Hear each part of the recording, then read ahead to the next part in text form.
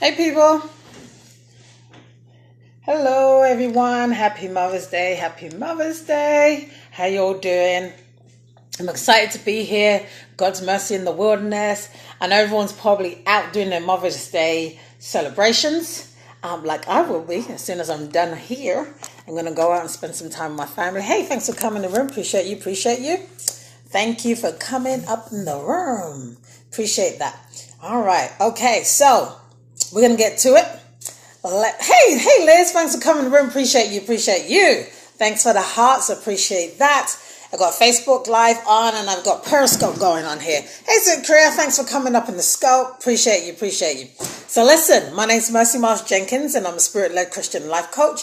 And I help women. I empower them. I equip them so that they can rebuild their lives, especially after going through a wilderness experience in life, business, and ministry. Hey, Arlene, thanks for coming in. Happy Mother's Day to you.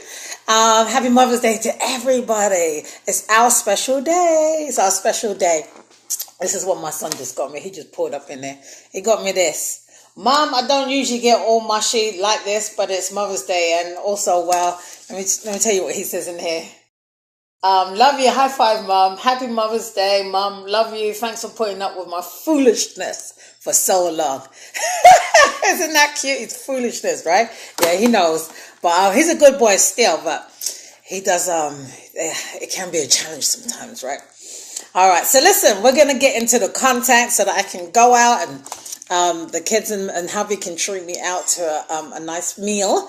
But I'm so excited to be in this space. I really am, because listen, it was never my agenda to make this into a series, a long-term series. As you know, I've been talking about church hurt and recovery from church hurt simply because I was writing my story in a book, and through one of my mastermind groups, the coaching program that I'm doing with Alta V's Pulsar, who is the voice coach. They really encouraged me. They said, no, don't stop doing it. Keep it going. And we want to hear more of this topic, right? Because nobody's talking about it, but yet it affects so many people. So I decided to do it. They came up with a title, and so here I am. So I did it last week. This is the second week going, and we'll continue to build on. So there's people that you know in your life, and that could be you yourself, that has experienced church hurt and is still going over licking the wound and dealing with the wound. I want to encourage you to come up here every Sunday at 6:30 p.m. Eastern time. All right, if you can do that, awesome. In fact, as you're coming into the room, if you can swipe and invite, share it out so that it can touch many people. Okay, all right. And just to say this too, I know it's very controversial, and some individuals have received backlash for just sharing it.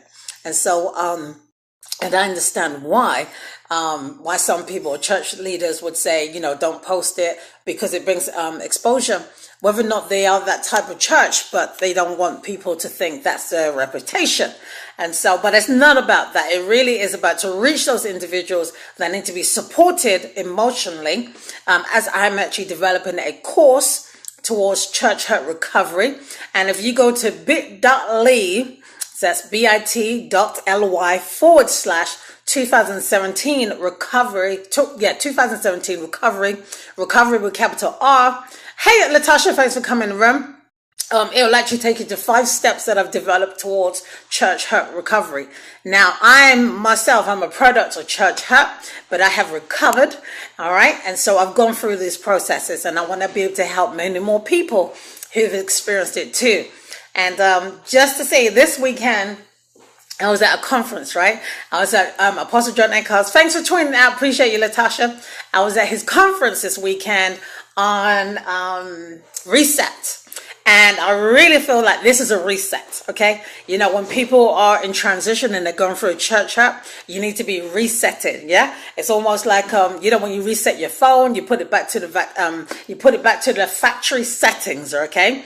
And so a lot of us have to be reset. Hey, Nita, thanks for coming in. All right. And that was me. That was my story. Okay. So I was a person who was a leader in the church for 8 years. And, being an armor bearer, serving the man or woman of God. being in like second in command. Good evening, sis. Happy Mother's Day to you. Happy Mother's Day to you. And so I went through a lot of hurt. And it took 6 years of being in the wilderness, right? It was really last year that things began to change for me. So I had run away. And when you're running away, you're really running away from the Lord. And when you run away from the Lord, you're running away from your call, right? So there's so many things in running away and trying to find myself again in this recovery process. So I've written 5 steps to recovery, and you will find it bit.ly/2017 recovery. I'm believing that people will experience a recovery this year, 2017. All right. You're not going to go into the year 2018 still being hurt, but let this be a year in which you overcome. Let it be a year that you overcome. Okay. So I really want to encourage you. I think my mouth is getting a little dry. I really want to encourage you that this is the year. I really feel like this is a very special year. Well, it is a special year. It's a special year in the Jewish calendar. It's the year of 5777. It's the year that the Lord says that he crowneth, I believe, Psalm 65 verse 11, that, the sovereign God, our sovereign God, he's sovereign, right? That he crowneth this year. It excites me so much every time I think about it. Excuse me. So yes. So we're going to be talking about Jonah, okay? I want to talk about Jonah, right? And so we all know about the story of Jonah, okay? So this was a man who had an assignment, right? He had an assignment, but I really want to I want you to begin to think about it in terms of yourself, right? So he had an assignment. God gave him an assignment to actually go to Nineveh. And there was a people there. There was a people there that the Lord said he wanted him to give them a message, and the message was one of judgment, right? So there were some things that they were doing that wasn't up to par as far as God was concerned. But he was a servant, right? And we're all servants, right? So hear me out. You're a servant. I'm a servant. We're all a servant, and so we have a master. If you're a servant, you have a master, right? Your life is not your own. Okay, your life is not your own. You receive instructions, you got directions, and you're hopefully, connected to the source. And so maybe that was your life one time, but you ran away from it, just like Jonah, right? He decided that he could pick and choose, and he decided that for his life that he didn't want to go. All right. And so sometimes we don't like our assignments. We don't want to, they don't feel good. We feel like we have a different plan for our life, and so we might not be in agreement. Okay. And so I told you that even though I went through this process of going through church hurt, when I met my leaders, the first day I met them, the Lord told me that it was prophesied before the foundations of the earth. I was going to a conference and I was living in England. And he said it was prophesied before the foundations of the earth that I'll be at this conference. Okay. And so this is me seeking God about why is it important for me to go to this conference? And so that's what I heard. And so I was like, okay, so I'm going to meet someone. So I did. And the Lord showed me they were my trainer. The Lord showed me they were my trainer. And that was the assignment that I had with this particular pastor. So anyway, we built a relationship. And so sometimes we tend to think that in the relationship it's going to be a bed of roses, okay? We think it's going to be a bed of roses because God had he had commissioned it, right? And so I learned that wasn't so, right? So that was my mindset. But even so, in the assignment, the Lord did tell me, do not follow the ways of the people, right? That was the warning he gave me. But due to peer pressure, because of peer pressure and because I wasn't strong and I wasn't strongly rooted, and I was in a different country, which is America, I tended to compromise. I compromised. And as you continue to compromise with what you know and compromise with your relationship with the Lord, you start listening to the leader more than you're listening to God. That's where I got into trouble. Okay, I got into trouble when I started to do that. And so that might be you, all right? And you might be thinking, let me blame God. Therefore, he commissioned me. He gave me the assignment, and let me get angry with God. And see, that's what Jonah had done. He got angry with God.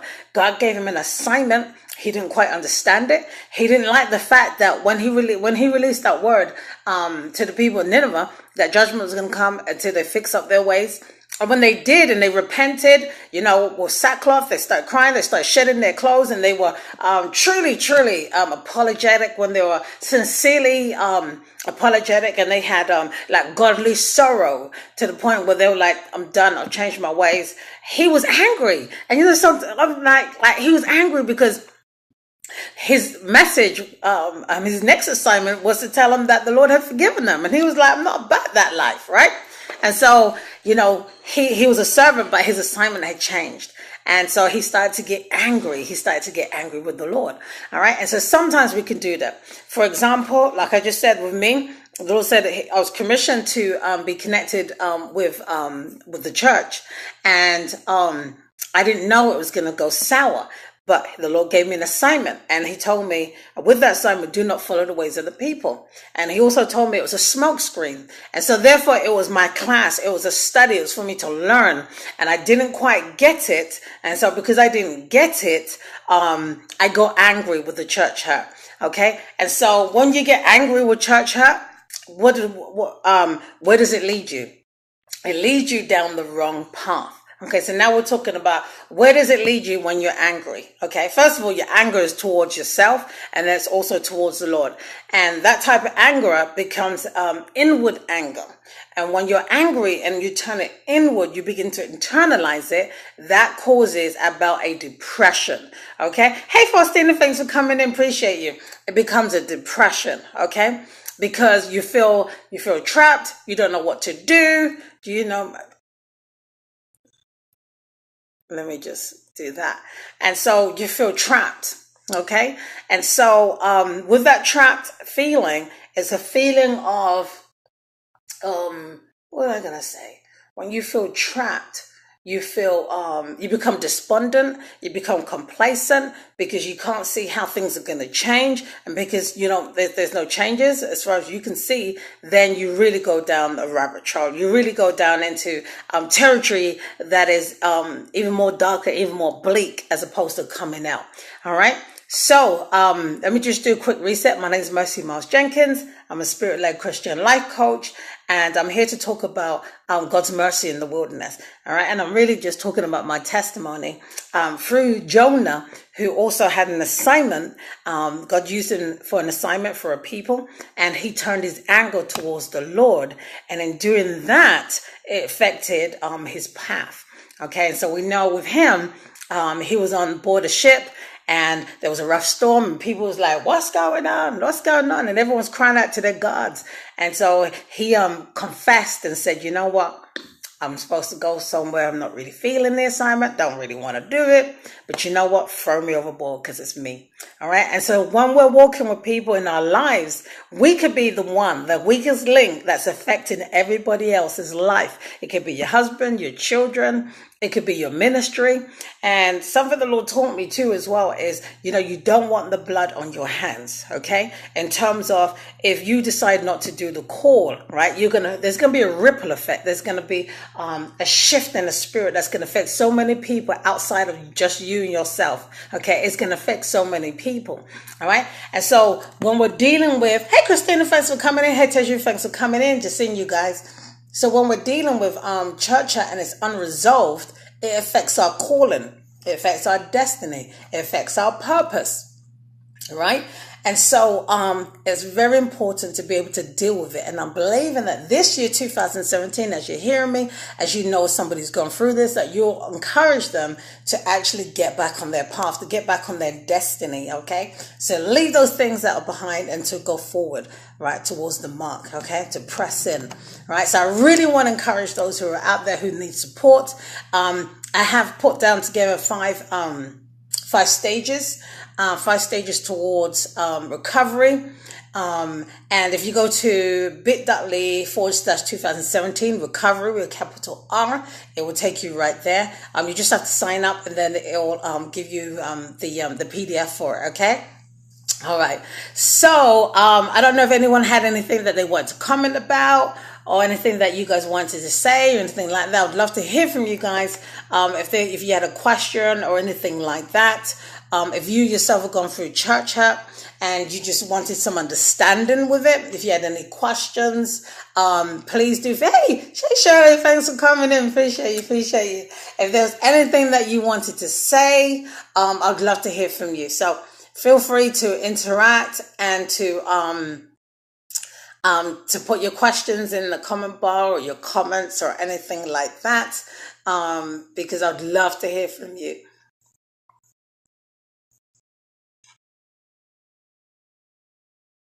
And church hurt is like one of the worst kind of pains, only because we tend to have an expectation. So can you share a little more about the inner depression? Okay. So I call it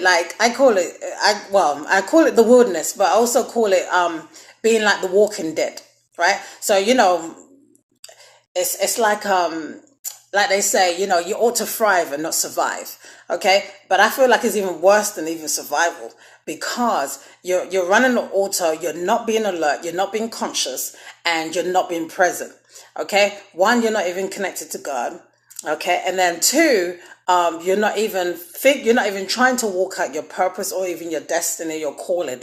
And so you have no access because you're not seeking God. You're angry towards him. And so that puts you in a whole different place. Okay. And so this is the thing, right? So we can get angry. And this was me. So I'll tell you, like last year this time, somebody said to me at the same conference I just went for, Apostle John Eckhart. Yeah. Somebody said armor bearer. Okay. And I was like, oh, heck no. Like, no, not doing it again, not receiving it. But see, this is part of who I am. This is part of my destiny, right? Okay. I can't fully be who I am unless I go through the process. All right. And people want to skip the process because of the inner hurt, the inner wounds. Okay. The inner depression. Okay. And I was stuck. How I even got to the conference in the first place was my sister was sick and tired of me just being depressed. That's how I got to the conference. She said, listen, I'm done with this. You know what? You better get your Periscope. And I was like, well, what's that? Didn't do it. She called me again. And she lives in London. I'm here in America. She said, get on Periscope, look for someone that you respect, start listening to their teaching. So I did. So that same week, Apostle John Eckhart, I think it was the second day I listened to him. He said, I'm going to be in Boston, right? So I had to drive like 2 hours away to go down to the conference, right? And that's where I got awakened, okay? That is actually how I got awakened. So that depression had me in such a state that I couldn't fulfill who I was. So let me talk there. So when I went to the conference, someone said armor bearer, right? I've been doing armor bearing and it's still a part of my process, right? And I was just like so angry, so mad. And then what happened is that was May. I went to another conference in July, which I'm going to go this year again.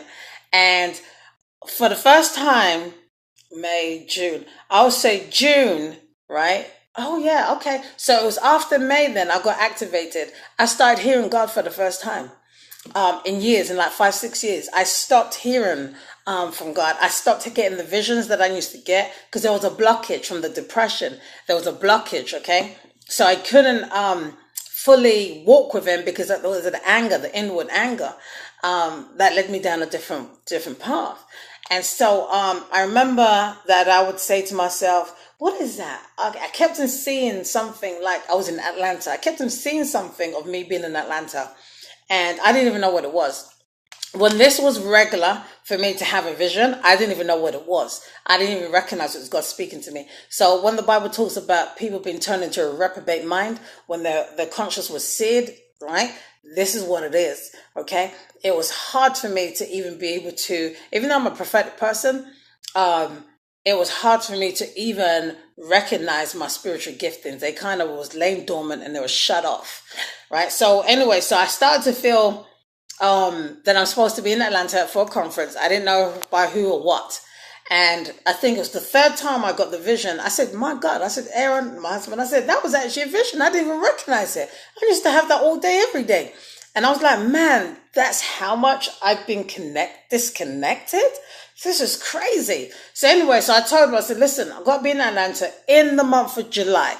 Specifics. In the month of July, I don't know whose conference, but I keep seeing myself physically, spiritually. I keep seeing myself there. So what happened is, I looked at two people's itinerary, Apostle John Eckhart and a woman of God that I still that I'm now her armor bearer right now, or one of her armor bearers, I should say. So anyway, so I checked the itinerary, and she had the conference for July. She was the one who had the conference. Okay, so I said, okay, I gotta go. Didn't look at it again. Just said, okay, dates. Figured out my dates. Took a plane down there. Went down there, right? Okay, I haven't seen it in like 8 years. So I went down to the conference, right? And I didn't even know until I was at the conference, right? This is so funny. I didn't even know. There was two sessions, two speakers spoke, morning and afternoon. And I said to myself, why do they keep talking about spiritual sons and daughters? That's what I was like. Hey, I was like, the first person talked about spiritual sons, and then the next one talked about spiritual sons and daughters. And then I found out, at lunchtime, it was actually a conference specifically for sons and daughters of the woman of God, right? And I said, oh my God, I've been set up. This is a setup here, because I had no intentions of even developing such a relationship, but I said, this is a setup. So what happened is, in the first session, I had the night before. No, let me say the truth. Oh yeah, the night before, I did have a vision, and the Lord said armor bearer, and I'm like, heck no, I ain't doing that. So anyway, so after the first session class, the class finished, right? I'm sitting at a table, and so the classroom finished, and so I got up from my seat and I walked over to the woman of God. She was right directly in front of me. I walked to her and I said, oh, Apostle, I had a dream last night, and I was thinking about a different dream. I said, would you have time today for me to tell you about my dream? Hey, Shirley. I said, would you have time for me to talk to you about my dream? She goes, yeah. She said, Mercy, but this is what I want you to do. I want you to pick up my Bible, pick up my bag, and I want you to come follow me. I was like, what? What? Like, heck no. Like, what? Like, I was like, nah, I can't believe this. I can't believe, that I got this word about being an armor bearer, but because I was depressed and because I was in that place where I had a lot of inner anger, I wasn't trying to receive it. And then I get there to her spiritual sons and daughters conference, And then she says to me, oh yeah, just pick up my bag. I want you to pick up my Bible and then just follow me. And I'm like, how come she didn't have anybody else armor bearing her? Why? I just asked her one little question, and already I was in position. So that's why I did that whole conference, was be her armor bearer, right? But why am I saying this? I'm saying this because I was depressed, and I was not about to even allow myself to go in such a position again. But guess what? It's for me, right? And it's for my future. And sometimes we want to pick and choose. But if we pick and choose, we're going to miss some things. And even though the Lord allowed me to go missing for about 6 years because I was going round and round the mountain, and even though in those 6 years, I was depressed. I had a hard time trying to pick up my Bible. My sister was always trying to talk me out of a whole bunch of nonsense. Right? The Lord still had a plan. And it took people to like pull me up. It took people to say, fix up. It took me to go to the conference to get activated before things started turning around for me. All right. And so that's one of the reasons why I'm so passionate, because if it wasn't for God orchestrating those events, okay, I'll still be in the wilderness. And let me tell you something, the wilderness is not a pretty experience, right? Some people do not even come out the wilderness. They don't. It becomes a real bitterness, right? They get totally bitter and they don't recover from that experience, right? They're not able to rebuild their life. Okay, maybe materialistic they can. You know, we went on vacations every year. Me and the kids and the family and the husband, we was having a lot of fun. We was doing a lot of things. God graced us to do that. But I was still saying something's missing, and I still wasn't like totally happy. Aaron would always say to me, why are you not happy? I don't get it. I don't get it. Why are you not happy? You should be happy. You got this, you got that. And I just wasn't happy. So Harry, thanks for coming around. Appreciate you. And I was just never happy, right? Nothing satisfied me. Why? Because I was in the wrong place at the wrong time. I needed to get moving, okay? And so when you don't get moving, right, and you start to get moving, then you have to be fast tracked. Okay. You got to be fast tracked, right? There's so many things that has to get done in a short space amount of time. And so you got to be ready for the transition. Okay. And so it might all be coming kind of fast, but that's because you lost a lot of time. And that's what's happened to me too as well. I've lost a lot of time and I have to get back on track. Okay. So, thankfully the Lord is connecting me with a lot of people so that I can get back on track and get the support that I need. But I know there's a lot of people in the wilderness, they're left alone, and we don't recognize them. Okay. And sometimes they could be members in your church and they're kicking up a fuss and they're causing a lot of havoc.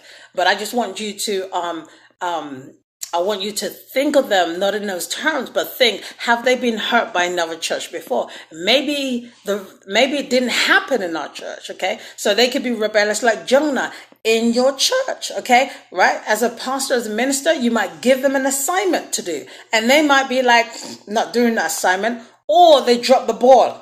They drop the ball, okay? And then there's, maybe the church is humiliated or embarrassed, or, it just causes a ripple effect in the ministry, okay? Because they dropped the ball, right? And so sometimes you just have to ask yourself, are they dealing with church hurt?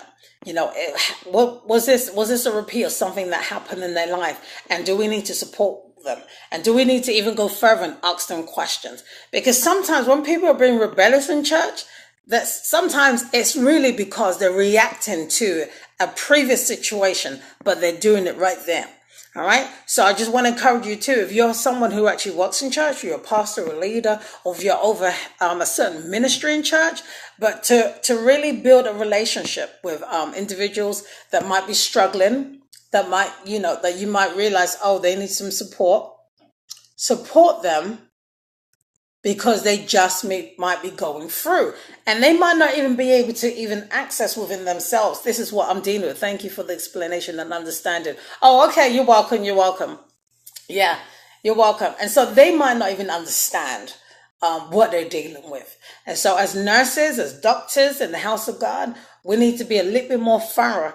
And I'm not talking about when people come in, with their membership, we need to ask them, have you experienced church hurt? But I'm saying a little bit more thorough in terms of digging deep into, why is so-and-so behaving the way that they're behaving, in other words, don't always account it to their head, or account it to the heart and not their head. In other words, they're not doing it deliberately on purpose, but they're doing it because of some unresolved issues that is in their hearts, okay? And that helps us to not to misjudge people or misappropriately judge people, but it gives us a place in which we can understand people from where they're coming from, because ultimately we want to help people to recover. We want to help strengthen them. We want to undergird them in their process, but they might not be aware enough to even be able to see, okay? And it might not even be church hurt, hurt. Like they say, hurting people do what? Hurt people. Hurting people hurt people. That's all they know to do.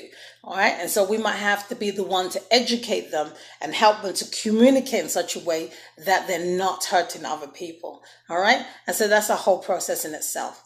All right. So thank you guys for being on here. I hope that gives some understanding. I'm going to do a quick reset. My name is Myles-Jenkins. I'm a spirit-led Christian life coach, and I'm here to really support women who have, support women to recover and to rebuild their lives after a wilderness experience in life, ministry, and business. Okay. And so if anything that I said resonates with you, go ahead and definitely swipe and invite, but also follow and share so that you can stay connected to me. And also, I do have like a 5 steps to recovery, as I'll be working on a course for recovery. People will be able to sign up for it as of next week. My bit.ly is bit.ly/2017 recovery with a capital R, recovery with capital R. All right. So if somebody can put that in the box, that'd be awesome. On Periscope, I'll appreciate that. bit.ly/2017 recovery with a capital R. Okay. Uppercase R, which I should say uppercase R. Okay. So that is, God's mercy in the wilderness. If you guys have anything that you want to share, hey, thank you for coming in and with the thumbs up. I appreciate you, Aaron. Appreciate you. All right. So I hope that supports you guys. And like I said, if there's any individuals that you know that's in the wilderness, we want to support them and we want to get them out. We do not want them to stay there. Okay, you do not want them to stay there. I know what it's like being in there. And as crazy as it sounds, I used to have a hard time. Look, this is one of my Bibles, but I used to have a hard time just picking it up. I mean, like, you might say, oh, 1 minute.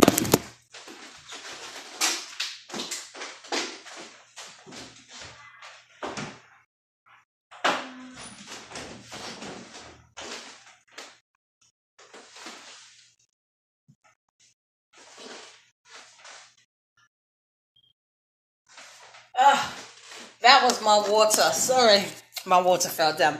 Yeah, so I had a hard time picking up the Bible. I had a hard time studying the Word of God. It was almost like a spirit that was just preventing me from picking up the Bible because it doesn't make any sense, right? But I had a hard time doing that nonetheless. And so if you don't have the Word of God, if you can't pick it up, you know, it's hard. That's all I can say. It was a struggle. It was sincerely a struggle. The very thing that you needed, that I needed in order to get supported, in order to get strong, I couldn't even pick it up. It didn't make no sense. I would call my sister and say, help me. Like, can you read something for me? Because I can't even pick it up right now. I mean, I know it sounds crazy.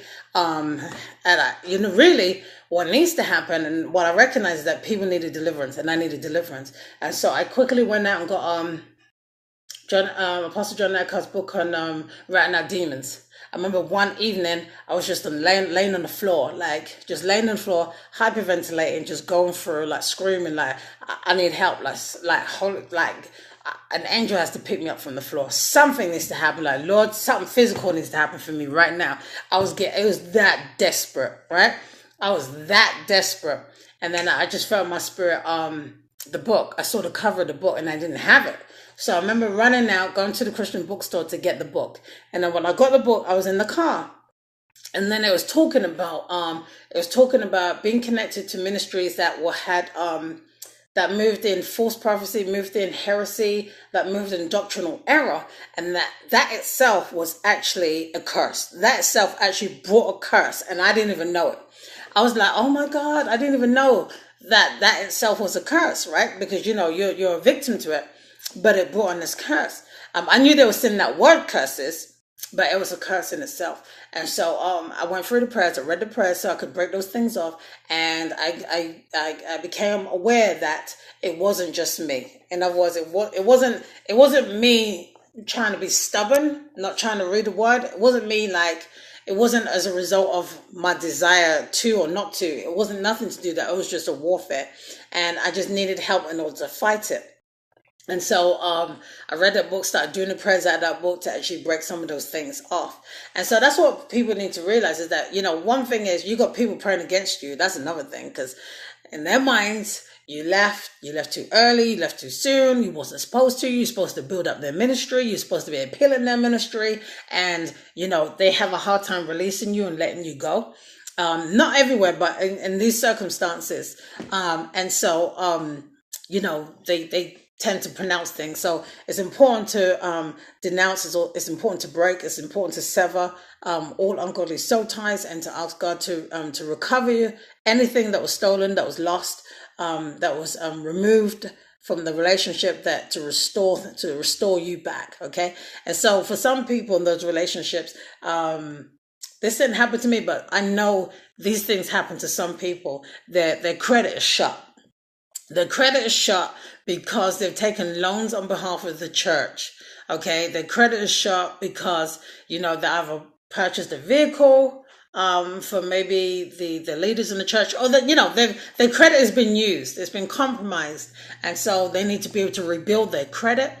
They got to rebuild their reputation. There's just so many things they have to rebuild. Even maybe their housing, maybe they've lost their house. Like I told you before, that the leaders would get people to quit claim their properties. All right, so they would lose their homes. So some people, people have a lot of things to actually rebuild when they've given their life and their belongings to the church. And so it's important to have those things back restored back into your life. So you want to pray, but once you sever the ungodly soul ties, that anything that was lost as a result of that relationship, that the Lord actually releases back into your life 100-fold, 1,000-fold. You want to begin to pray those prayers. That's really, really important, right? A lot of people tend to give. And then also the other thing is that you want to pray to recover the time that was lost, okay? Because you lost time, okay? So I spent 8 years in the church. Some people spent longer. Some people spent like 30 years in a church. I just met somebody yesterday, and they said they spent 13 years in a different ministry, people experience church hurt for whatever reason, okay? And, they have to rebuild all over again. So this individual I was talking to is in a place where she's now looking for a church, and she has to rebuild because she spent 13 years. And I don't know what her role was, but she definitely had a role in the church. And so now, she's got to find new friends, and then find her way back into being in leadership. And that's not always an easy thing. It's not always an easy thing. When you've come out, it's like, okay, I've got this gift and this is who I am. I've got this call. How can I renegotiate, and how can I find my position and be placed back again in the body of Christ? Because it ain't fun being in the wilderness, but I know I've got to be positioned, but I'm not ready to submit, which is another whole issue in itself. All right. It's the submission issue. All right. How can one submit again to somebody that they feel, well, not someone, but a leader who they feel has caused them a lot of hurt and pain. All right. And so we could talk about that another time, because that can, it's a big one. But I've had to overcome it. And I am connected to so many leaders. And when I think about a year from now, after going to that conference, it's amazing to me. It's amazing to me how I don't flinch. I don't flinch at all. I don't flinch. I don't twitch, right? I don't twitch when God says that's your leader, or I want you to partner with that person. I don't twitch. I don't flinch, and I don't twitch. It doesn't mean anything to me. There's nothing in here anymore that gets pulled on.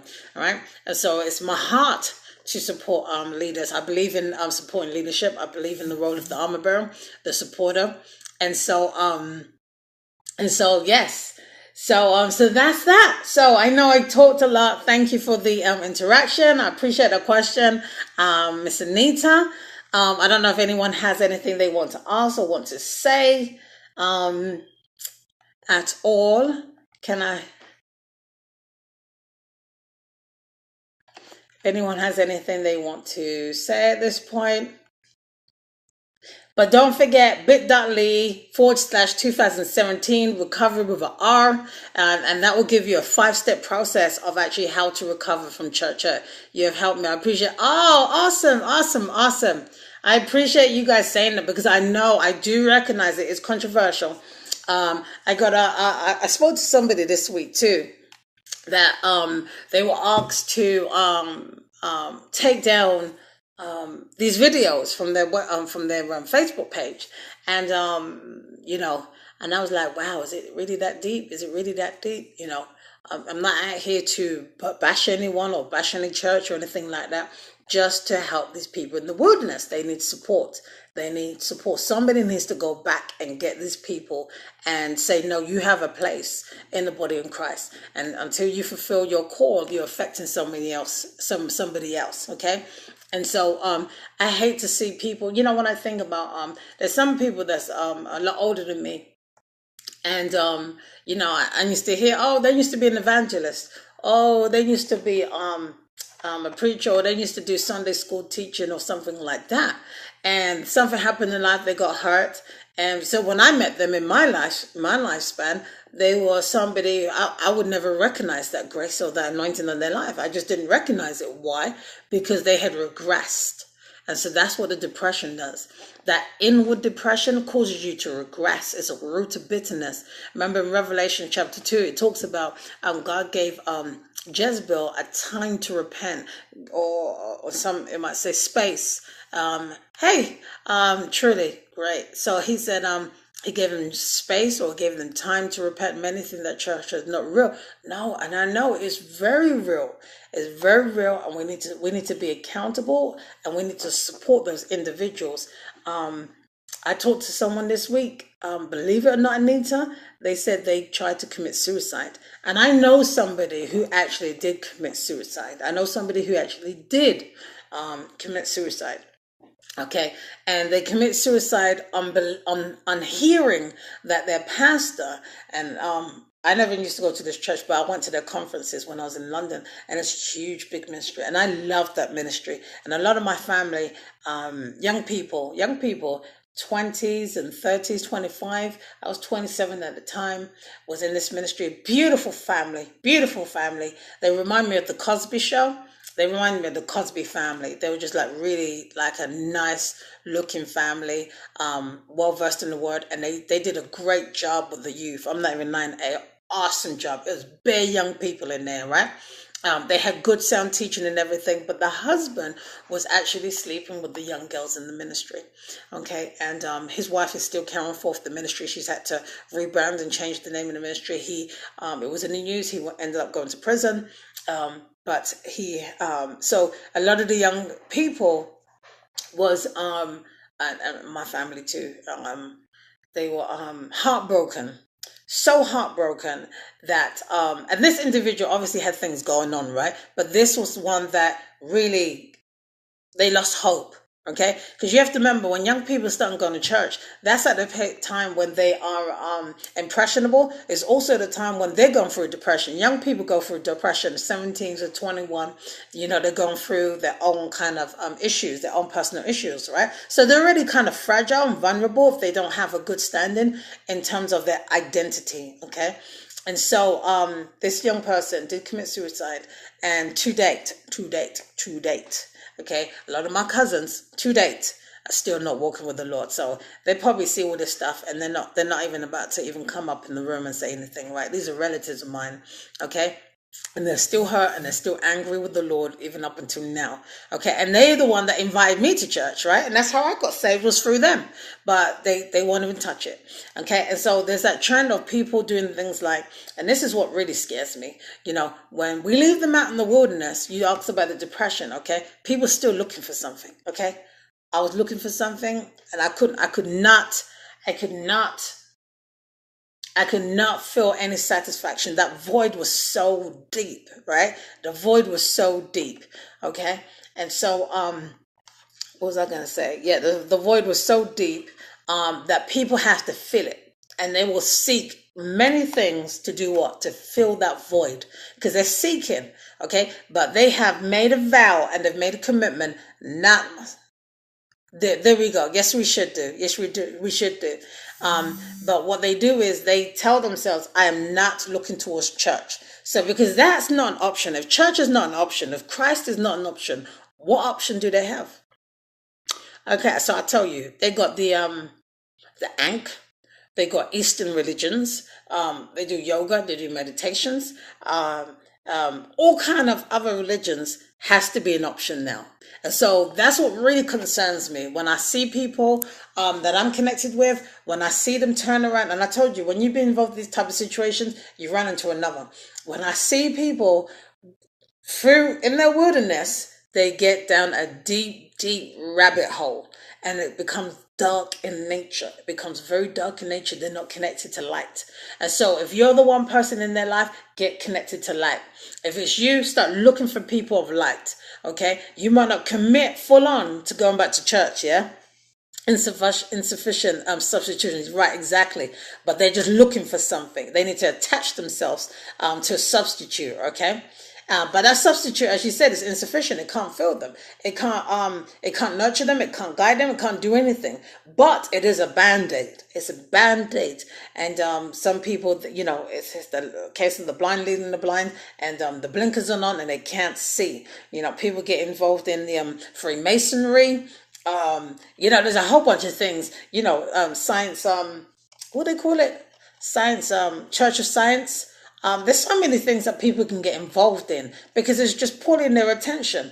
And like I said, because they shut the door to, hey Letitia, because they shut the door to church.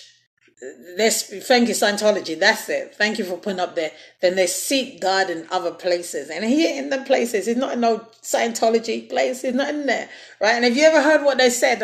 Some people came out from Scientology, and they were talking about the children that used as slaves, and that I don't know who their leader is, but he make out like he's a god, and it's all part of witchcraft and a cult and whatever. But what made me laugh is that when Tom Cruise's wife left, right, when she cut off that relationship from that group, Tom Cruise got a promotion, and that is so classic. Good knowledge. Thank you. If you haven't shared, go ahead and share, or go ahead and follow me. Appreciate you. Oh, someone is trying to watch, but they can't. Oh, they'll have to watch the replay, Teju. I'm sorry. Oh, they're trying to follow me, right? That's what it is.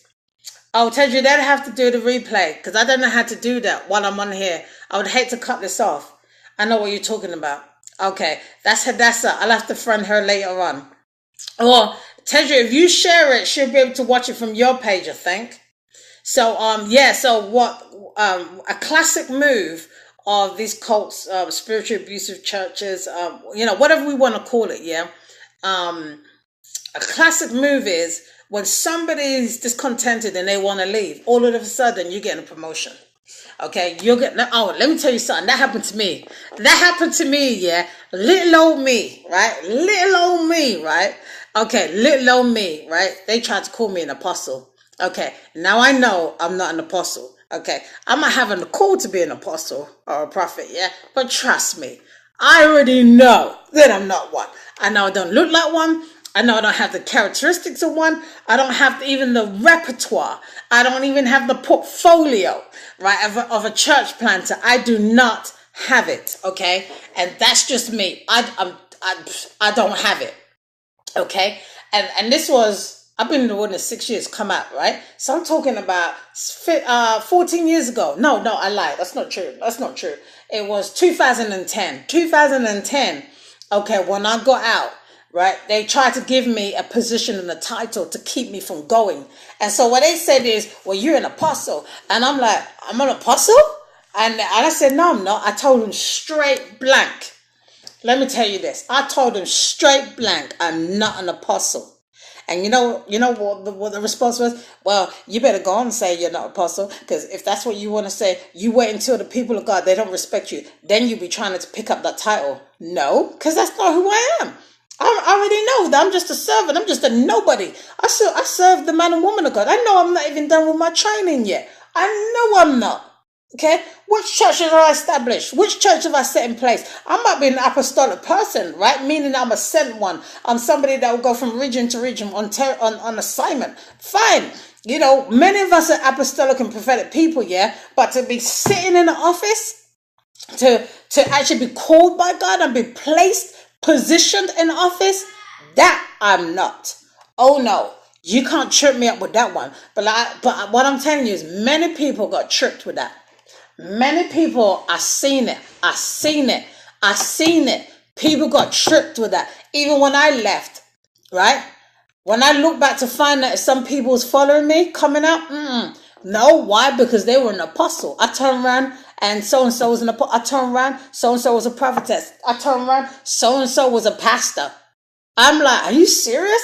Like, why would you even take on that title? You can't even tie your shoelace. Right, without even asking the leader.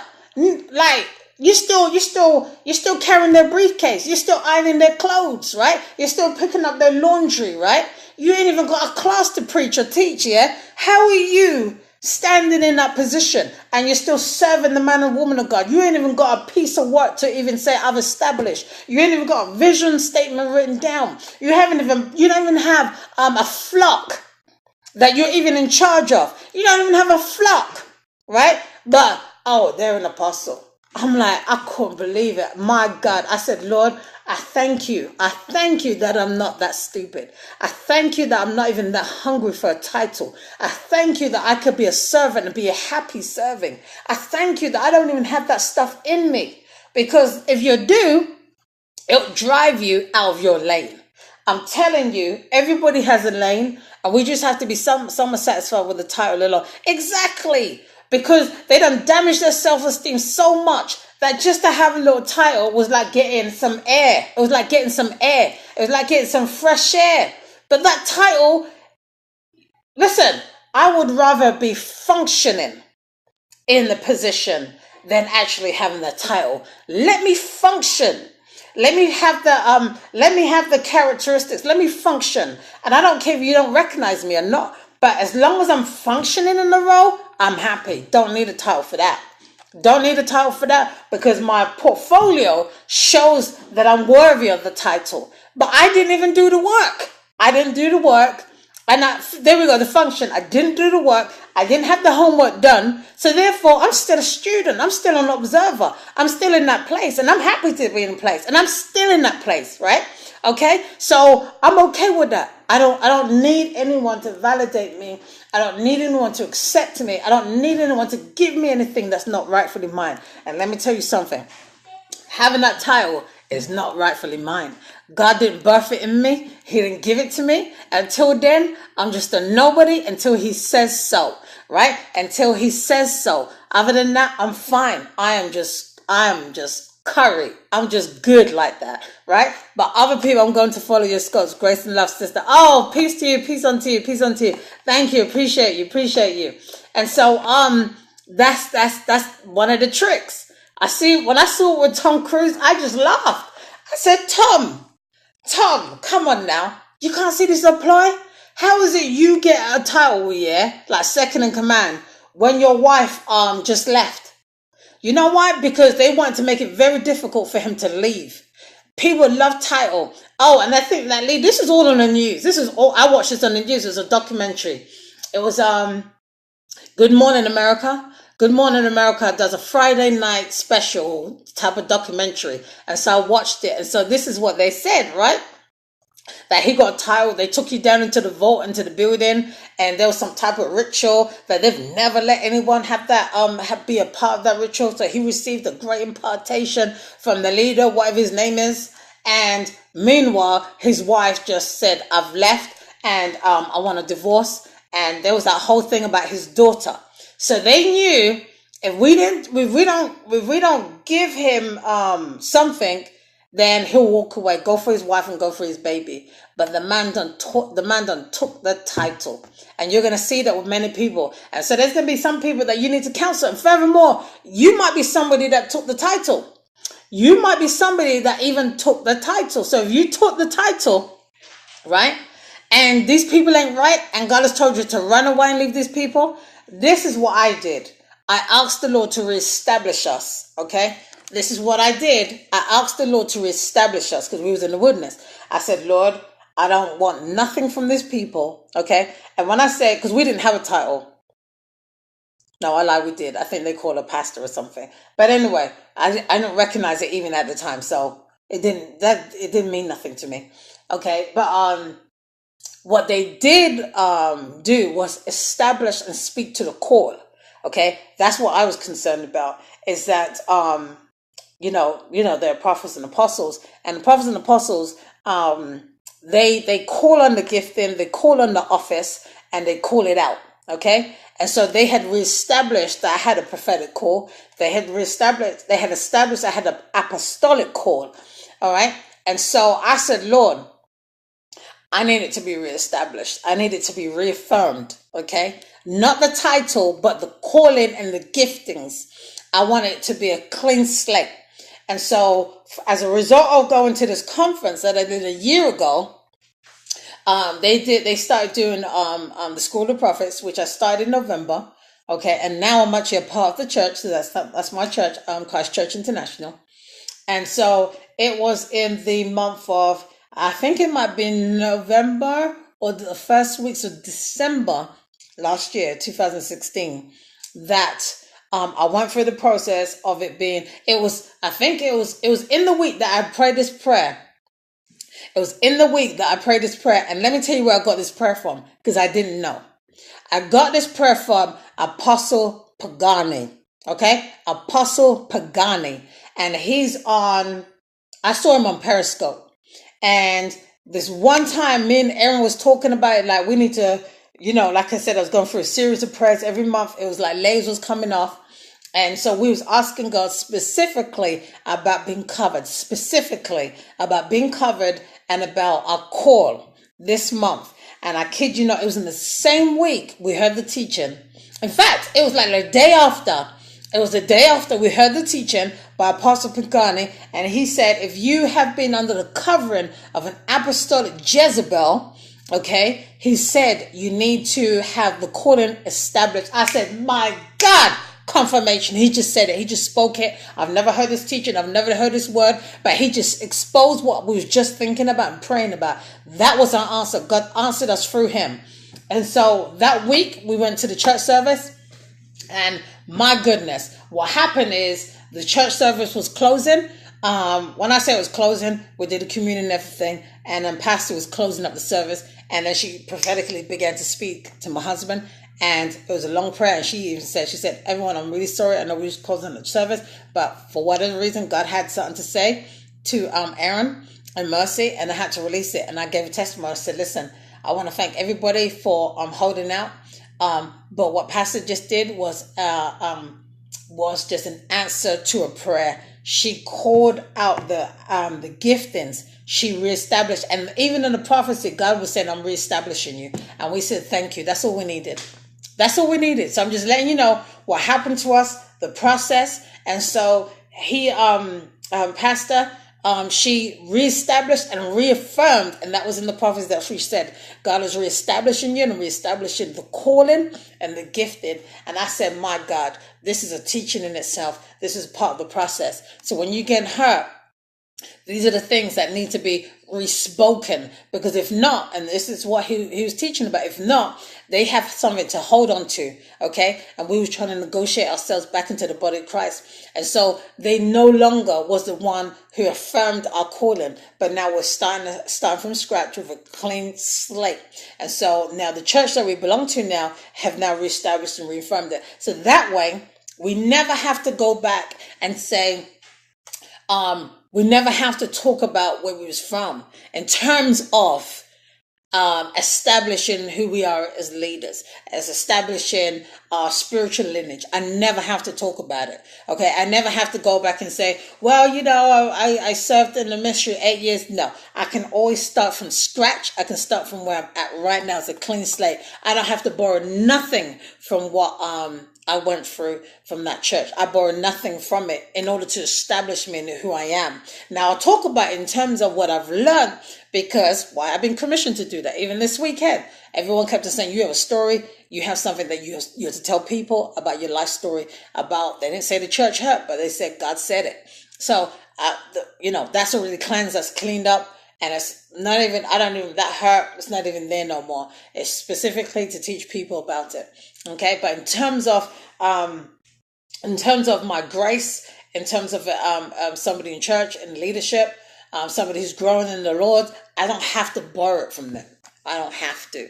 So if that's you, I hope that gives you some advice on if you're trying to figure out what is it you need to do in terms of going forward. That's something that we had to do. We prayed about it. And God orchestrated everything. He orchestrated the teaching behind it. So we had the full understanding, because we didn't know that, but we was just saying that. It was just on our hearts to, but we didn't know where to get it from. And then he led us to the church, and then it came out. It was beautiful. All right. So listen, I hope that supports you. Okay. And I'm excited that you guys are engaging and asking questions. That helps me. Because like I said, I had no intentions of doing none of this stuff, but I know it's as a result of you guys that you need the support, and I want to be here as long as you guys feel supported in overcoming and rebuilding your lives after church hurt. Okay. So don't forget to go to bit.ly/2017 recovery with an uppercase R. Okay, capital R. Okay, so there, when you go there, you're going to sign up, and then you find the 5 steps on church hurt. 5 steps on church hurt. This is the process I went through. Okay, 5 steps on church hurt. I'm building that course for you guys. Okay, so that you can get some support. All right, some coaching. It's a coaching course, so you can get support towards your recovery. Okay, so I hope that benefits you. I hope that supports you. And in the meantime, shalom, peace out. And I'll be here next week, Sunday, talking about church hurt. Don't forget to post it, share it out, get your folks to come in the room, let them be a part of the discussion, and so that they can get supported, so that they can come out that wilderness, okay? And you want to come out that wilderness because you got too much to give, okay? God is not done with you yet. He's not done with you yet, okay? I don't care your age. I don't care your skills, your knowledge. I don't care, right? God has designed you for work, and you still owe God, okay? You still owe God. Don't be a Jonah trying to run, because let me tell you, I told you before, I was running real good. I ran for 6 years. I was running real good before I totally submitted, okay? And in order for me to totally submit, I needed people to hold me. I needed people to say, listen, you have so much to give. Like, don't keep hiding. Stop hiding. Okay, so hey, Falinina Monroe, thanks for coming in the room. So if that's you, stop hiding, stop running, and just submit. Okay, find people of light, people of truth that can support you in your recovery. Okay, because you can't do it alone, right? And that's one thing that I've been learning with leadership. You cannot be who you think you are without the support of others. People have to be connected. You have to be connected to people so they can bring you up. Even the children of Israel, yeah, as much as they were wanting to do a whole bunch of nonsense, they asked for a leader. They said, find us a captain. Find us a captain. They said, Aaron, find us a captain. They said, Aaron, we're bored. Moses is up on the mountain. What is he doing? Listen, we're bored down here. Let us go back to Egypt. What, we supposed to die out here during the wilderness, right? They were just tired. Right? They didn't have the patience or the understanding. They still needed a leader to tell them what to think and how to think. They still needed the faith of a leader to believe that God was still going to bring them out. Okay? So we still need to depend on people who are leaders, who are more skilled or more trained than us. We still need to depend on people who have gone ahead of us, right? So they can help bring us out. We still need to depend on people, okay? So, if that's you and you're in a place of transition, in order to come out, I want to press upon you, bit.ly/2017 recovery with capital R. There's 5 steps on church hurt recovery. In order to recover from church hurt, these are steps I went through, okay? And I'm just really here to support you through your journey, okay? Because life hasn't ended, okay? You have a business, you have a ministry, you have life to fulfill. Business, life, and ministry. There's so much more. Okay, your lineage, your children, your legacy can all go down the drain if you just don't get over this hurdle. And let me tell you something: the older you get, the harder it is to just move on. The older you get, the harder it is to move on. So make a change from now. Repent. If you're angry with the Lord, you need to get that straight. You need to get that straight so that you can be able to hear Him clearly. Okay? Because He has instructions for you. He wants to direct you and lead you into all truth. Okay? But you got to, repent and ask for forgiveness. There's some of those things you got to get straight. Remember Jezebel? He said that He gave her time to repent. Okay? And when she didn't, guess what happened to her? She laid in a bed of sickness, right? A sick bed. And her children that committed idolatry with her, right, also was in trouble. Okay, so you might not see yourself as Jezebel, but you might have ate from her table in terms of bitterness and dealing with self-rejection, rejection. Those things turn inward because she was a woman that dealt with rejection. She was a woman that had control issues. Okay, she was a woman that was like a sport brat that tried to manipulate her way. And so if you don't deal with those unresolved issues, okay, and she also had issues with her father too as well. So unresolved her issues, if you don't deal with those things, they kind of creep up on you, and then they'll bite you, okay? And so, so what you want to do definitely is deal with those unresolved issues. So listen, I'm out of here. Keep trying to come out the room. There's so much I can talk about and say, but for this week, don't be a Jonah, all right? Don't rock the boat, okay? All right? Don't rock the boat by not taking your assignment. Take your assignment, okay? Take your assignment, do your assignment, do it well. All right, so listen, I'm out of here. I appreciate you guys. I appreciate you very much. And also, if you want to connect with me, and I'm doing free discovery calls. If you want to connect with me, it's bit.ly/2017 reset coach, all in lower caps. Reset coach. Reset coach. Because we all need to be reset sometimes, okay? We need that. We need God to press that reset button and to get back to a place where the factory settings are there, meaning, the way He designed us, without hurt, without bitterness, without self-rejection, without all those issues. We need to get back to that baseline where we can be used of God. Okay. So bit.ly/2017 reset coach. I'm believing 2017 to be your year. I'm believing it to be your year that you come out of wildernesses, okay, into what? The wealthy place. Into the wealthy place. All right. So listen, I hope that supports you. Peace out. Take care. And I'll be, yes, have a great evening. You too, sis. You too, sis. Shall be here in the mornings for our morning powwows. All right. So join me for morning powwows and then evening scopes. Okay. So God bless and take care. All right. Peace out. Bye-bye.